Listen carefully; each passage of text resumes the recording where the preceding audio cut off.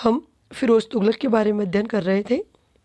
फिरोज़ तुगलक के अंतर्गत हमने उसके आरंभिक जीवन, उसके सैनिक अभियान पर हमने चर्चा कर ली। अब हम उसके आंतरिक सुधारों पर चर्चा करेंगे। सिंचाई, राजस्व आदि उसके आंतरिक सुधारों के अंतर्गत थे। फिरोज़ तुगलक में सल्तनत काल में क्या क्या सुधार किए, ये बड़े प्रश्नोत्तर के दृष्टिकोण से भी और छोटे प्रश्नों के दृष्टिकोण से तथा प्रतियोगी परीक्षाओं में आने वाले प्रश्नों के दृष्टिकोण से भी महत्वपूर्ण है। आंतरिक सुधार या आंतरिक नीतियाँ। फिरोज़ तुगलक का जो पहला सुधार था इसमें वह था राजस्व सुधार। राजस्व कहो, वित्त कहो, एक ही बात है। फिरोज शाह तुगलक ने सिंहासन पर बैठते समय जहाँ एक और सल्तनत का शाही खजाना लगभग खाली अवस्था में था, वहीं पूर्व की एमबीटी की योजनाओं की असफलता व कठोर नीतियों के कारण समाज के विभिन्न वर्गों में असंतोष व्याप्त था। ऐसी भयावह स्थिति में फिरोज शाह तुगलक ने राजकोष को बढ़ाने तथा असंतोष को दूर करने के उद्देश्य से प्रेरित होकर नीतियां बनाने का प्रयास किया।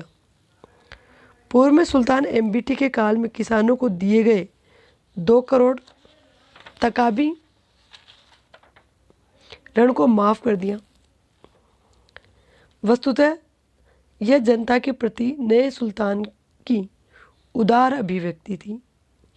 वह भी शाही खजाना को रिक्त होने की स्थिति के परिणामतः वह जनता में लोकप्रिय हो गया।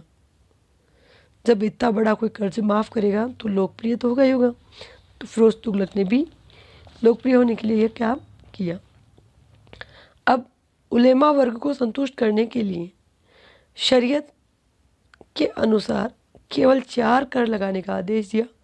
शरीयत इस्लामी कानूनों का जो संग्रह वह संग्रह शरीयत कहलाता।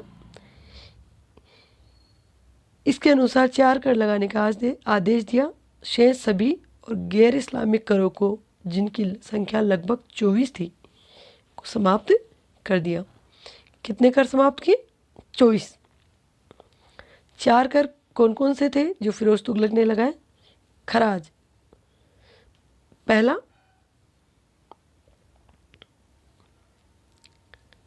खम्स, जजिया, ज़कात। अब हम जजिया पे बात करते हैं। जजिया गैर मुसलमानों से उनके जीवन, उनकी संपत्ति की सुरक्षा तथा सैन्य सेवा से मुक्ति हेतु राज्य के द्वारा लिए जाने वाला कर था। विद्यार्थियों, जजिया गैर मुसलमानों से लिया जाता था। स्त्रियों, बच्चों, साधुओं, पागलों, भिखारियों को हमेशा इस कर से मुक्त रखा गया। फिरोज शाह तुगलक ने ब्राह्मणों पर भी जजिया लगा दिया। अब तक ये ब्राह्मणों से नहीं लिया जाता था। फिरोज तुगलक ने एक नया कार्य किया और ब्राह्मणों पर भी जजिया लगा दिया। द्वितीय कर, ज़कात यह मुसलमानों से लिया जाने वाला एक प्रकार का धार्मिक कर था, जो उनकी आय का 2.5% या 1/40वां भाग होता था। खम्स, युद्ध में लूट से प्राप्त हुआ धन फिरोज शाह ने 1/5 भाग राज्य को, शेष 4/5 भाग सेना को देना निश्चित कर दिया।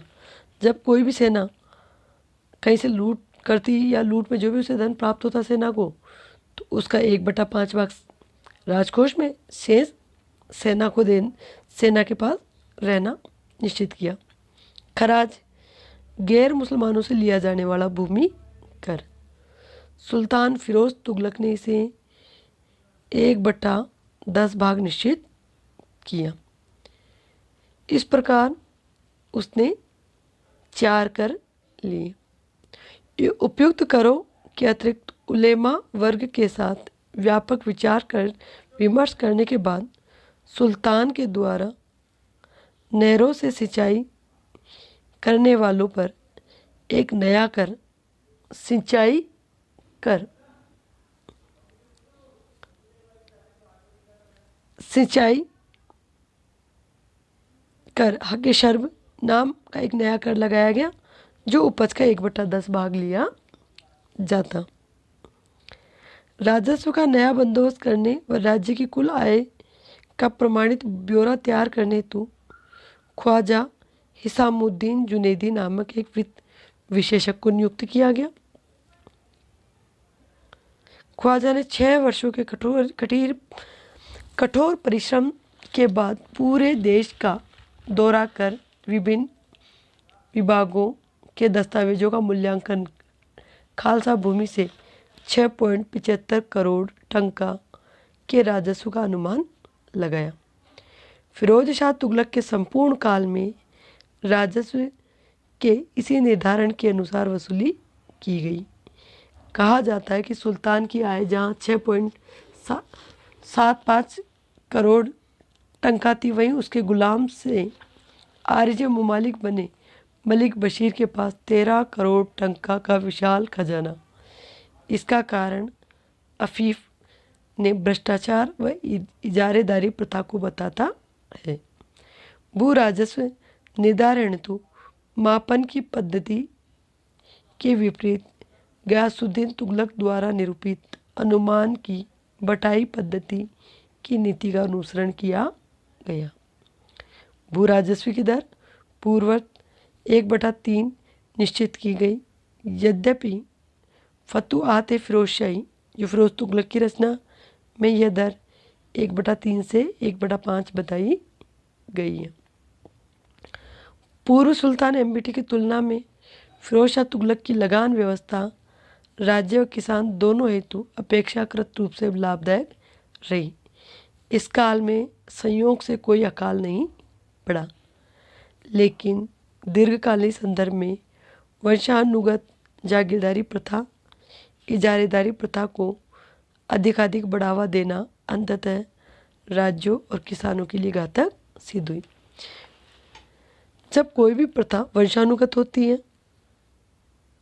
तो वह विपरीत परिणाम लेकर आती है, और दूसरी जागीरदारी प्रथा, इसमें जागीरदार किसानों के हित में कार्य करे कोई ज़रूरी नहीं। इससे किसानों को नुकसान हुआ और राज्य को भी नुकसान हुआ। अब सिंचाई के कर की हमने बात कर ली। सिंचाई व्यवस्था के लिए फिरोज शाह तुगलक ने क्या किया, इस पर हम चर्चा कर रहे हैं। किसानों व कृषि के लिए अधिकाधिक हित साधन करने हेतु राज्य की आय में पर्याप्त वृद्धि करने हेतु सुल्तान फिरोज शाह तुगलक ने राज्य की ओर से सिंचाई के व्यापक प्रबंध करने का प्रयास किया। सिंचाई हेतु सुल्तान फिरोज तुगलक ने एक स्वतंत्र सिंचाई विभाग की स्थापना की। हजारों कुओं, तालाबों व बांधों के निर्माण के साथ सुल्तान ने करीब 5 बड़ी नहरों का निर्माण करवाया था। मोटे तौर पर हिसार, सिरसा, हांसी, फिरोजपुर व पूर्वी पंजाब के अनेक क्षेत्रों में ये व्याप्त रही थी। गयासुद्दीन तुगलक ने पहली बार नहरें निकलवाई सल्तनत काल में, और सिंचाई विभाग की स्थापना फिरोज तुगलक के काल में हुई। पहली नहर यमुना नदी से हिसार फिरोजाबाद तक जाती थी। इस नहर का नाम उल्गू खानी नहर था। दूसरी नहर सतलज को गग्गर नदी से जोड़ने हेतु 96 किलोमीटर लंबी नहर थी। तीसरी नहर सिरमौर से यमुना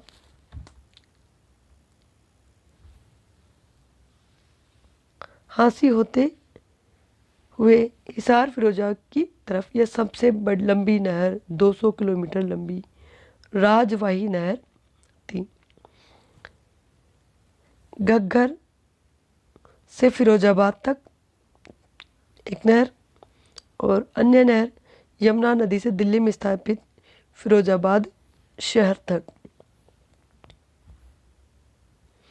फिरोज शाह तुगलक के द्वारा किए गए सिंचाई के उपयुक्त विभिन्न प्रयासों के परिणाम स्वरूप कृषि की पैदावार व आय में आशातीत वृद्धि हुई। बड़े पैमाने पर सिंचाई की व्यवस्था करने वाला वह सल्तनत का एकमात्र सुल्तान था। अफीफ के अनुसार हिसार फिरोजा के आसपास के क्षेत्रों में जहाँ पहले केवल बंजर अनुपजाऊ भूमि के होने के कारण खरीफ की फसल भी बहुत मुश्किल होती थी, लेकिन अब रबी समेत 3 फसलें आसानी से होने लगी। हम आगे की वीडियो में उसके और कल्याणकारी कार्यों के बारे में चर्चा करेंगे। धन्यवाद।